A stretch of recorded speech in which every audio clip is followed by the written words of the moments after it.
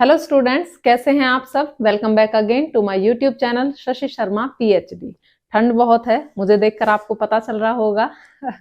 2 layers पहन रखे हैं फिर भी कंट्रोल नहीं हो रही है। चलिए शुरू करते हैं अपना टॉपिक।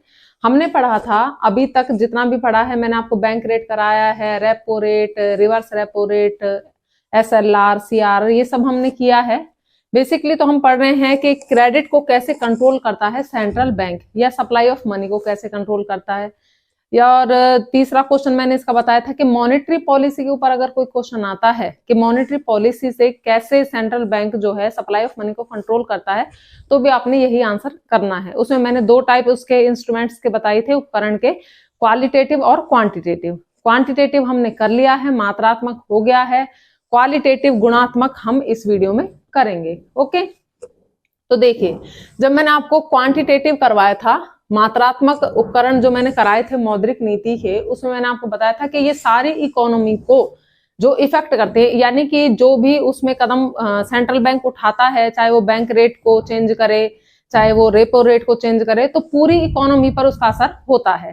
लेकिन इसमें थोड़ा सा डिफरेंस ये है क्वालिटेटिव में कि ये पूरी इकोनॉमी को इफेक्ट नहीं करता, कुछ स्पेसिफिक एरियाज पर लगाया जाता है, या स्पेसिफिक जो सेक्टर होते हैं उनकी सप्लाई ऑफ मनी को कंट्रोल करने के लिए, रिस्ट्रिक्ट करने के लिए, कंट्रोल करने के लिए, नियंत्रण करने के लिए ये वाले जो कदम है वो सेंट्रल बैंक उठाता है। ठीक है जी। तो देखिए, दीज डायरेक्ट और रिस्ट्रिक्ट, ये डायरेक्ट करते हैं या रोकते हैं, रिस्ट्रिक्ट करते हैं द फ्लो ऑफ क्रेडिट, साख के फ्लो को, to specified area of economy, economy के विशेष एरियाज को, यानी कि पूरी इकोनॉमी को नहीं, सिर्फ एक स्पेशल एरिया को जिसके ऊपर की इसको लागू करना है सेंट्रल बैंक ने। ओके, ये कई चीजों को हम इसमें स्टडी करेंगे। फर्स्ट है आपका मार्जिन रिक्वायरमेंट, जिसको हिंदी में कहते हैं सीमांत आवश्यकता। अब ये होती क्या है, आप बैंक में लोन लेने के लिए गए हो, अब बैंक आपको फ्री में लोन नहीं देगा, बैंक आपसे कुछ ना कुछ सिक्योरिटी मांगेगा, कुछ ना कुछ जमानत मांगेगा।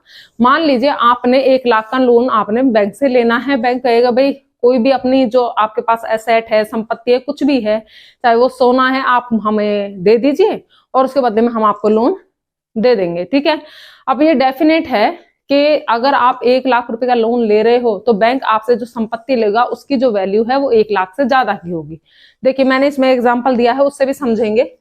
आप बैंक के पास गए हो लोन लेने के लिए और आपने 1 लाख रुपए की जो है सिक्योरिटी के रूप में कोई भी असेट अपनी बैंक को दे दी, कोई भी असेट। ठीक है, 1 लाख रुपए की आपके पास थी, बैंक के आपने बैंक को उसे जमानत के रूप में दे दिया। अब बैंक ने क्या किया, 1 लाख रुपए की संपत्ति आपसे रख ली, बदले में आपको लोन जो दिया है वो 80,000 रुपीज का उसने लोन दिया है।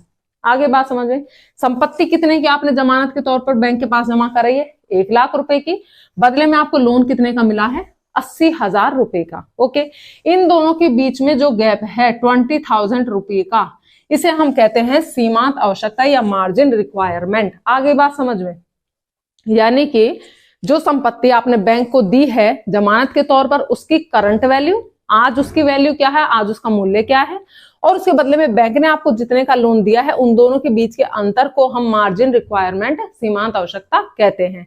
अब इसके थ्रू कैसे क्रेडिट का कंट्रोल होगा, ज्यादातर ये वाला जो उपकरण है, ये वाला जो इंस्ट्रूमेंट है, जो सेंट्रल बैंक सट्टा वाले क्षेत्रों में, जहां पर सट्टा के लिए लोन वगैरह लिया जाता है ना, उस वाले क्षेत्र पर ये चीज ज्यादा अप्लाई वो करता है, क्योंकि उन्हें सट्टे को कंट्रोल करना होता है। अब क्या करते हैं, मान लीजिए सट्टा के क्षेत्र में सप्लाई ऑफ मनी ज्यादा है, ज्यादा से ज्यादा लोग क्या कर रहे हैं, सट्टा लगा रहे हैं, यानी कि इन्फ्लेशन उसको कह लीजिए, वहां की मुद्रा की पूर्ति ज्यादा है, तो क्या करेगा, इस रेट को, जो 20,000 का रेट है ना मार्जिन रिक्वायरमेंट का, उसको क्या कर देगा, बढ़ा देगा। इसको बढ़ा दिया, 30,000 उसने कर दिया। तो यानी कि अब आप 1 लाख रुपए का जब जमानत दोगे बैंक को, तो बदले में लोन कितने का मिलेगा, आपको 70,000 का लोन मिलेगा। जब जमानत तो ज्यादा की जा रही है, लोन कम का मिल रहा है, तो ज्यादा मात्रा में लोन लोगे या कम लोगे, डेफिनेटली आप कम मात्रा में ही लोन लोगे। उसके अपोजिट अगर उसने फ्लो ऑफ क्रेडिट को बढ़ाना है तो क्या करेगा, इसको कम कर देगा, यानी 20,000 से उसने 10,000 इसको कर दिया, MR मार्जिन रिक्वायरमेंट को। जब आप 1 लाख रुपए की जमानत दे रहे हो और आपको बदले में 90,000 रुपए मिल रहे हैं, 10,000 रुपए का ही आपका मार्जिन रिक्वायरमेंट है, तो आप डेफिनेटली ज्यादा मात्रा में लोन लोगे। इस तरीके से ये काम करता है। ओके, अब जस्ट आपने रीड करना है। देखिए, It refers to the difference between the current value of the security offered for loan.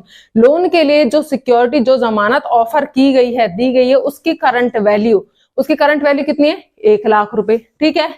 And the value of loan granted, और लोन कितने का ग्रांट किया गया था? 80,000 रुपए का। उन दोनों के बीच का जो डिफरेंस है, जो अंतर है 20,000 रुपीज, वो क्या कहलाता है? आपकी सीमांत आवश्यकता या फिर मार्जिन रिक्वायरमेंट उसको कहते हैं। For example, Ram mortgage an article worth ₹1 lakh. Ram ने 1 लाख रुपए का कोई आर्टिकल है, कोई वस्तु है जो बैंक को जमानत के रूप में दी है विद द बैंक, ठीक है।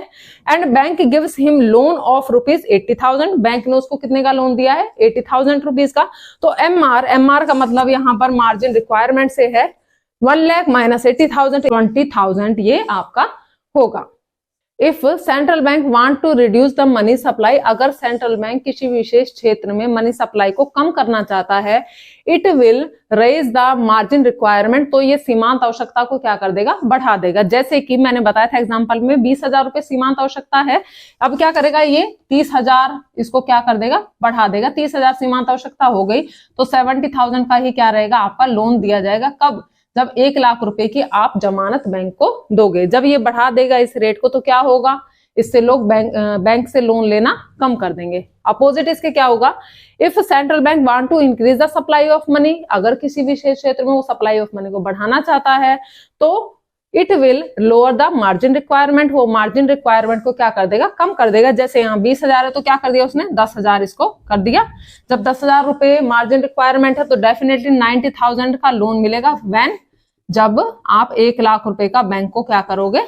जमानत के तौर पर कोई असेट उसको दोगे, ओके।